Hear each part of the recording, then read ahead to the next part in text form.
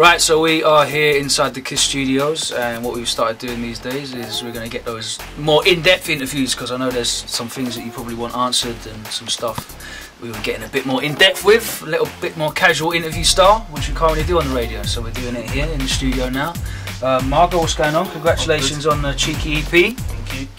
Getting a lot of good success. I mean, the sound of that EP, for me, like, you're really widening out what you're doing with the grime sound, because even the Josh Osho track this year is still distinctly grimy. Like, if you listen to the production, you know, you can sibling on the beats and the way that you're spraying, it's still like a distinctly grimy track. It's just got a really good hook in it, and you know, it's getting a lot of support outside. Is that, I mean, did you sit down with Sibling and think, right, let's make a more commercial type of grime tune, or did that just happen to be the tune that just came out on the day? We was just more sitting down in the studio working on music.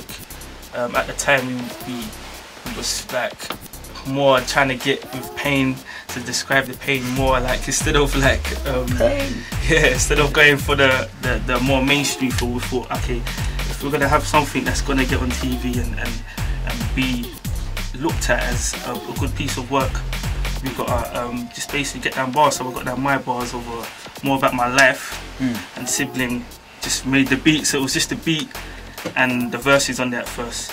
And so yeah, we thought, no, we're not going to give it to like someone like a folky singer to then ruin the chorus. Okay. So we thought we needed that more soulful voice in it, and that's when Josh Osho got involved.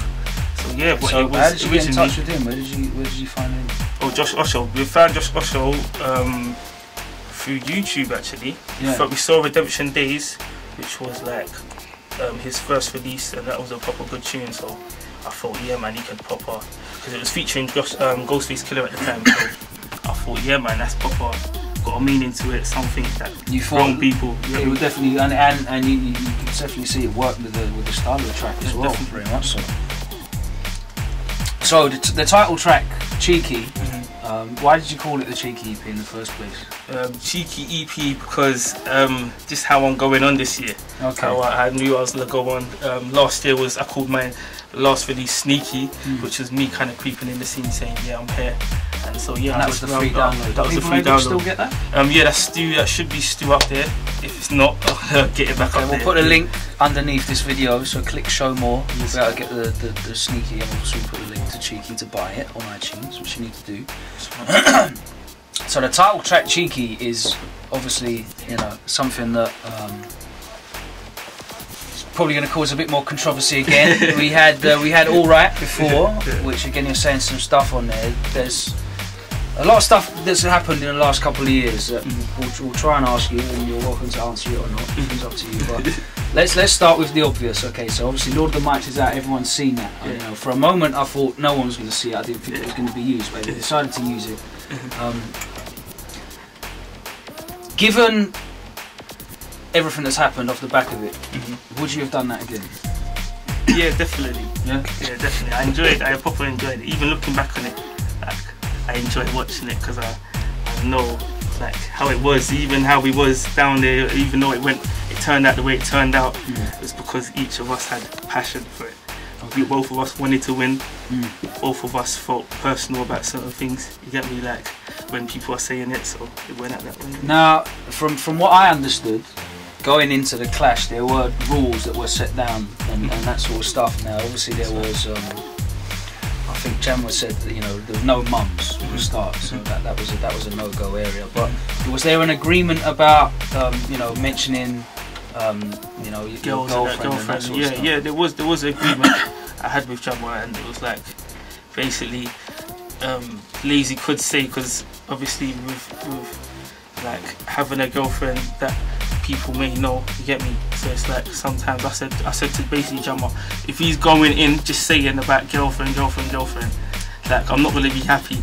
That's what I basically said to Jamwa, and Jamwa responded, you know what, he had a bar which he couldn't say, which I'm not going to let him say because it's just bar, you know what I mean? And so basically that's the bar I heard while I was clashing him, which triggered me to then swing for him.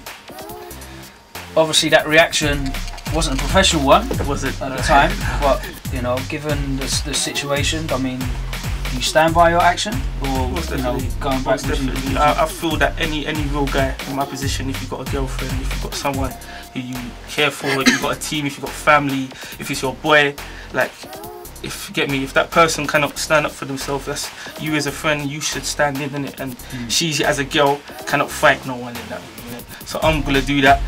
I'm gonna take it into my own hands, innit? Being that person. Okay. And what's it like now? I don't know if you've seen any of them again after the incident or whatever. Never seen any of those guys since. Or? Like Jammer's from East, so I see Jammer, I've seen Ratty and that, but it's like I don't know what they're saying, but it's not. I don't think it's anything. You were conspicuous in your absence from the Lord of the Mic single, so that obviously made it look like it was an issue still at the time. Yeah. Anything you've got to say about that? You know, at the end of the day, it's like I felt that because obviously I released this year, and I didn't want the confusion.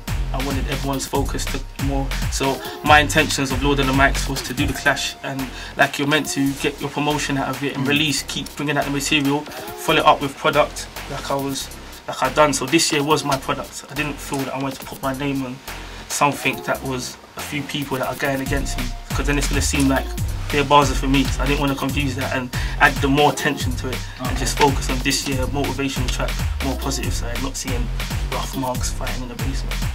Okay, I mean, when it comes to the music side of things, strictly the music, what you've released, you know, a lot of people could take a lot of good pointers from what you've been doing. You consistent releases, you put a lot of time, effort, and money into your releases. You do them properly, treat them like they're actually worth something, and you know, you're seeing the response, the returns on that now. That, you know, they're actually, your stuff's coming out, it's selling, it's getting playlisted, and you know, you've got a good team behind you at the moment, right? So you're seeing all these different opportunities popping up that a lot of people might not realise are there. So your tracks are getting licensed in like Scandinavia and Europe at the moment as well.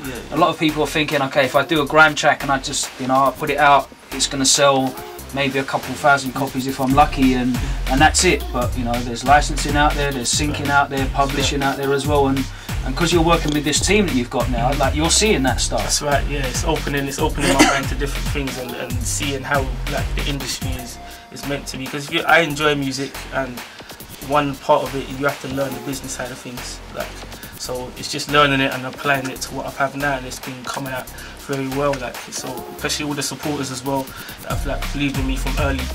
They've been getting it out everywhere, so then it's been helping as well. So yeah, man, it's proper going. The plan is going to the way I planned. Wicked. I mean, that team that you've got there, obviously you work with Sibling. You're on 360 now. You signed to them? Or yeah, signed to 360. Yeah, I've got like a couple albums with them. So that then opens up obviously AKA, and they're supporting a lot as well, right, especially the videos and making the visuals happen as well. I mean, do you feel though on the other side that after obviously events over the last couple of years that you might feel, do you feel a little bit isolated from maybe some other people in the scene, or? I wouldn't say isolated. I just, like, obviously there's people that's got to be doing their own thing. Everyone wants to have their own dream, believe in their own dream, and want everyone to help with theirs. And not necessarily everyone sees that your dream the way like someone else sees it. So the thing about my team is that they focus on building that one dream. So as long as we're communicating with each other, I don't worry what's going on outside too much. Cool. Well, thank you very much for passing down. Obviously the Cheeky EP's out right now. You can get that on all good digital vendors. Sneaky EP, you can download that. If you click show more underneath this video on the YouTube page, you'll be able to get the download link to that as well. And of course, you've given us that brand new track, Outside Ting, which is a free download as well, and that's up on the Kiss blog. So go on totalkiss.com/Logan, and eventually we'll put the link down here as well. Because I want you to go to the Kiss page, get me hits. But yeah, subscribe. We're going to be doing more interviews like this, more cool stuff. Watch the freestyle as well. We got him to freestyle live on the show over Predator Gargoyle. So check that out. That was real fire as well. So yeah, just do that. Make sure you subscribe and make sure you keep it grimy. Catch me on Twitter. It's Marger, ITZMARGER. It's all good.